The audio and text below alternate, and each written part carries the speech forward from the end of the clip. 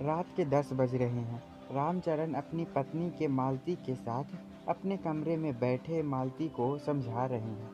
मालती देखो, तुम परेशान ना हो, सब ठीक हो जाएगा। हम हैं ना, सब ठीक कर देंगे। अरे अब क्या ठीक कर देंगे, कल सुबह वो शहर चले जाएंगे, फिर हम अकेले कैसे रहेंगे? आपकी दवाई भी कौन लाएगा? मालती, हम कह रहे हैं ना सब ठीक हो जाएगा। हमारी पेंशन से हमारी दवाई का खर्चा निकल जाएगा, बाकी हम कुछ काम कर लेंगे। तुम चिंता मत करो। हमें अपनी चिंता नहीं है, आपकी चिंता है, आपकी दवाई की चिंता है। आपने एक हाथ और पैर तो गंवा दिए और कहते हो हम कुछ कर लेंगे। कैसे? बच्चे आज एक बार छोड़ कर गए ना, फिर लौट कर नहीं आएंगे। जाने वालों को कोई रोक सका है क्या? वे जाना चाहते हैं तो जाने दो, हम अपना देख लेंगे। तुम चिंता मत करो। अगर आप स्वस्थ होते तो हमें कोई चिंता नहीं होती, पर आपकी ऐसी हालत देखकर हमारा मन बहुत घबरा रहा है। आपने ऐसा क्यों किए अपने साथ? आपने तो इतना कष्ट क्यों दिए? आप इतना कष्ट उठाए पर क्या फ़ायदा हुआ? ये क्या बोल रही हो तुम? फ़ायदा क्यों नहीं हुआ? नरेश की सरकारी नौकरी लग गई और फिर उसकी शादी हो गई। नरेश की नौकरी तो लग गई, पर खुद तो अपाहिज हो गए। और उसे देखो, वो आपको ऐसी हालत में छोड़कर आराम से शहर में रहने जा रहा है। मैं उसे सब कुछ बता दूंगी आपकी ये हालत क्यों हुई। मालती, खबरदार, जो नरेश को कुछ बताया तो तुम हमारा मरा हुआ मुंह देखोगी। हम कह रहे हैं, नरेश को कभी भी पता नहीं चलना चाहिए कि उसकी सरकारी नौकरी की खातिर हम अपनी ये हालत किए हैं। उसे भी तो पता चलना चाहिए कि वह जिस नौकरी के बदौलत वह अपने पिता को बोझ समझकर गांव छोड़कर जा रहा है, वह नौकरी उसके पिता ने ही अपने आप को अपाहिज करके उसे दिलाई है। ऐसा कहकर मालती सिसक सिसक कर रोने लगी। उसे अपने बेटे द्वारा अपने पति का अपमान सहन नहीं हो रहा था। उसका दिल कह रहा था कि वह चीख चीख कर सारी बातें सबको बता दे, जिससे उसकी बेटे की एहसान फरामोशी सबको पता चल सके। नरेश जो शहर से घर आते समय अपने बाबूजी की दवाएं लेकर आया था, पर शाम को तूतू मैमे की इतनी बढ़ गई थी कि देना ही भूल गया। अब सबके सो जाने के बाद उन्हें देने आया था, क्योंकि सुबह उन्हें जल्दी शहर के लिए निकलना था, कहीं भूल न जाऊं, ये सोचकर अभी देने आया था। अंदर से माँ के रोने की आवाज़ और बाबूजी को इन्हें समझाता देख वह बाहर ही रुककर उनकी बातें सुनने लग गया। आखिर ये क्या बात कर रहे हैं? पर ये क्या? उनकी बातें सुनकर वह बेहोश होते होते बचा। उसे जैसे कुछ होश ही नहीं था। वह लड़खड़ाते कदमों से अपने कमरे में वापस आ गया। नरेश की पत्नी छाया ने उसे ऐसे अंदर आते देख पूछा, क्या हुआ? आप दवा देने गए थे, दे आए या नहीं? नरेश धम से पलंग पर गिर गया और बोला, नहीं दे पाया। छाया ने पूछा, क्या हुआ? आप ऐसा क्यों लेट गए? मुझे घबराहट हो रही है। माँ बाबूजी ने कुछ कहा क्या? नहीं छाया, जो उन्होंने मेरे लिए किया है उससे आगे कुछ कहने को रह ही कहा जाता है। नरेश की बात सुनकर छाया भी कुछ घबरा गई और नरेश से बोली, नरेश मुझे सारी बात बताओ, आखिर हुआ क्या है? फिर नरेश ने वो सारी बातें जो वह अभी अभी सुनकर आया था सब छाया को बता दी। बात कुछ इस तरह थी, रामचरण शुक्ला ने पीडब्ल्यूडी के बतौर क्लर्क नौकरी शुरू करी थी। शुक्ला जी बहुत मेहनती इंसान थे। उनका ऑफिस लखनऊ में था और वे लखनऊ से 20 किलोमीटर दूर अलीबाग के रहने वाले थे। शुक्ला जी रोज अलीबाग से 20 किलोमीटर की दूरी तय करके लखनऊ अपने ऑफिस आते और शाम को घर वापस चले जाते। पहले वे बस से आया जाया करते थे, फिर उन्होंने एक स्कूटर ले ली। शुक्ला जी के 3 बच्चे थे, बड़ा बेटा नरेश, फिर 2 छोटी बेटियां।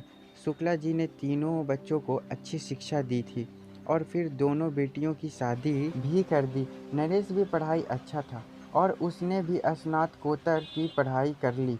फिर वे नौकरी की तलाश में जुट गया।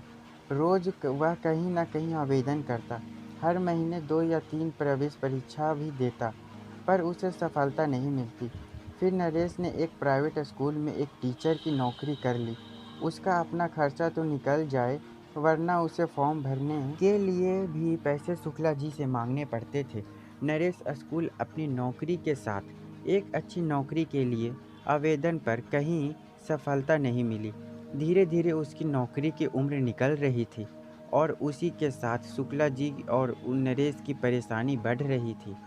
पक्की नौकरी ना होने की वजह से उसकी शादी भी नहीं कर पा रहे थे, क्योंकि कोई लड़की वाला अपनी बेटी का हाथ बिना पक्की नौकरी वाले लड़के के हाथ देना नहीं चाहता था। नरेश की भी उम्र बढ़ती जा रही थी। हर जगह असफल होने के कारण नरेश धीरे धीरे अवसाद की ओर जाने लगा था। शुक्ला जी ने भी अपनी ओर से बहुत कोशिश करी, पर भ्रष्टाचार का आलम ऐसा था कि उनकी जान पहचान भी किसी काम नहीं आई। नरेश की परेशानी और उसका अवसाद की ओर जाना शुक्ला जी से देखा नहीं जा रहा था। नरेश की शादी की भी उम्र निकल जा रही थी। अब शुक्ला जी की नौकरी के भी 2 साल और कुछ महीने ही बचे थे। शुक्ला जी हर समय बहुत चिंतित रहते थे। अभी तो उनकी नौकरी है, सब काम आराम से चल रहा है, कोई दिक्कत नहीं आती है। पर 2 साल बाद जब वे रिटायर हो जाएंगे तब क्या होगा? बिना पक्की नौकरी के कौन नरेश को अपनी बेटी देगा? और नरेश भी दिन प्रतिदिन चिड़चिड़ा सा होता जा रहा था। शुक्ला जी और मालती बहुत परेशान रहने लगे। दिन रात यही सोचते कि किसी तरह नरेश किसी अच्छे काम धाम में लग जाए। बहुत सोचने के बाद जब उन्होंने कुछ सूझा तो वह बहुत विचार करके उन्होंने एक बहुत कठिन निर्णय लिया जिसकी किसी को कोई उम्मीद नहीं थी। अगले दिन शुक्ला जी ने अपने ऑफिस की सारी फाइलें खंगाल दी। उन्होंने वे सारे आदेश पत्र पढ़ डाले जो सरकारी ओर से सरकारी कर्मचारियों के लिए समय समय पर निकाले जाते हैं। सब कुछ अच्छे से पढ़ लेने और समझ लेने के बाद शुक्ला जी ने अपना निर्णय पक्का कर लिया। और जब वे शाम को घर आए तो मालती से बोले, मैंने नरेश की नौकरी लगाने का उपाय ढूंढ लिया है, अब जल्दी ही नरेश की नौकरी लग जाएगी। मालती ने बहुत पूछा पर शुक्ला जी ने कुछ नहीं बताया और खाना खाकर निश्चिंत होकर सो गए, जैसे वे आज सारी परेशानियों से मुक्त हो गए होंगे। अगले दिन सुबह शुक्ला जी रोज की तरह अपने ऑफिस को चले गए। शुक्ला जी के जाने के बाद मालती का मन आज बहुत बेचैन हो रहा था। उसे बार बार यही ख्याल आ रहा था कि शुक्ला जी आज ऐसा क्या करने वाले हैं जिससे नरेश की सरकारी नौकरी लग जाएगी। मालती का पूरा दिन इसी बेचैनी में बीता और शाम के 6 बज गए। शुक्ला जी का घर आने का समय भी हो गया, पर आज शुक्ला जी घर नहीं आए।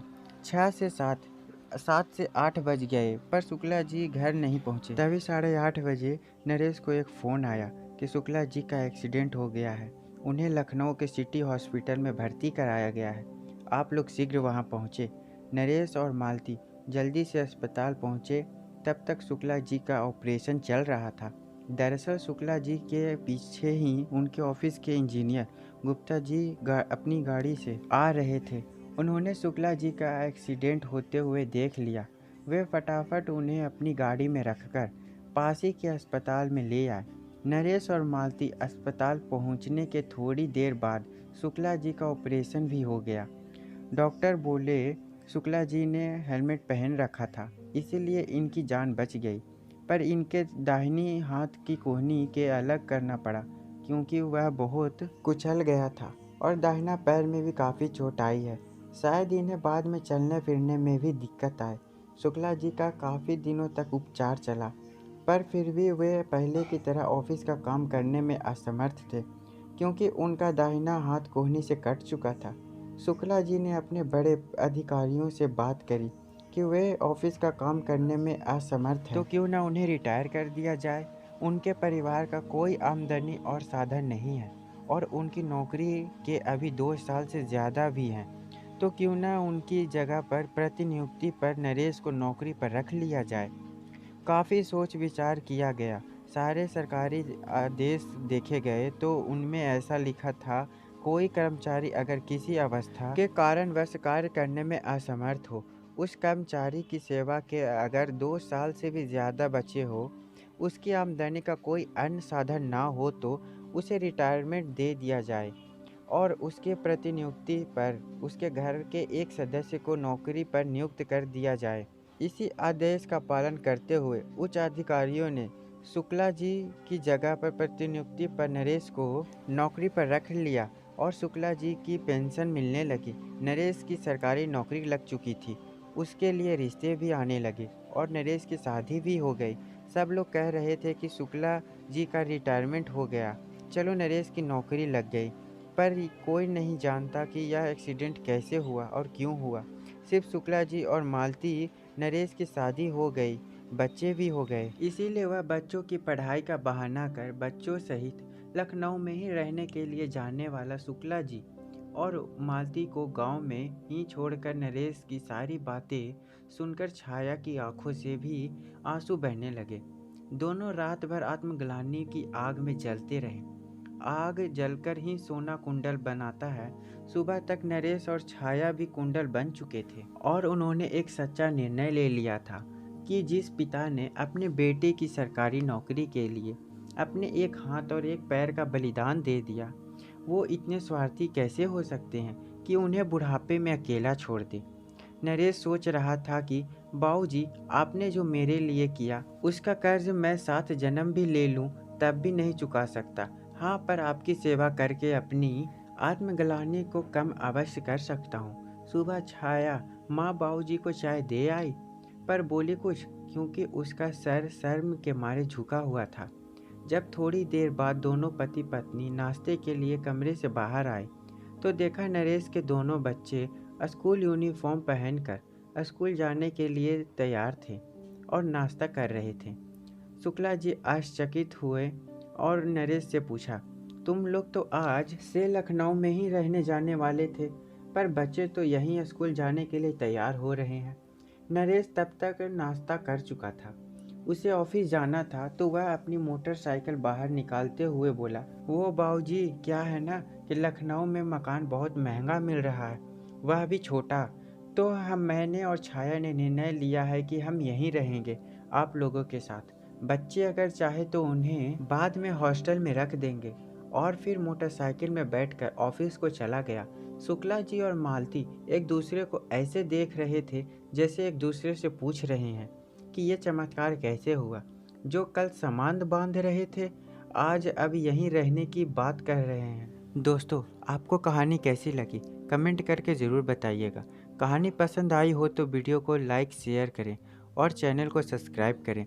वीडियो को पूरा देखने के लिए बहुत बहुत धन्यवाद दोस्तों।